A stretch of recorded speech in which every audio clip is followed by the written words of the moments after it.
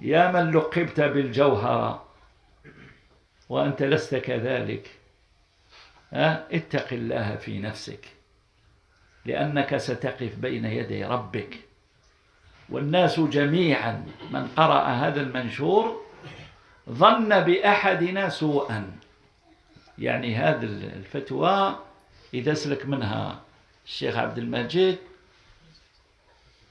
صاحبه متلبس بها، وهذا باطل ومنكر من القول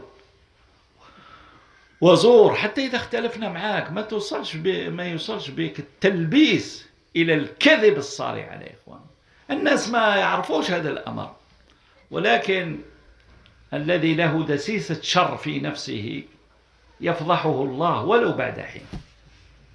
يأتي خبر هذه الفتوى إلى مسامعي وأنا مرت علي وعرفت أصحابها جميعا، وأنا أبين تلبيسه وأفضحه، لأن مثله حق أن يفضح حتى يحذره الناس. هذا ما هوش يلبس على إخوانه فقط لاتهامهم بالباطل، هذا يلبس حتى في مسائل الدين، يلبس حتى في قضايا المنهج على الناس، وهو من أجهل الناس بالمنهج. متى يتكلم هذا في المنهج؟ وما تعرف المنهج؟ وعمن أخذ المنهج؟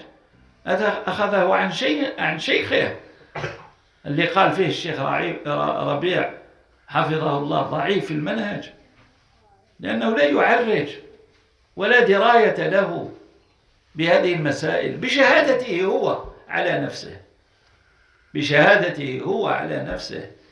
نسأل الله العفو والعافية.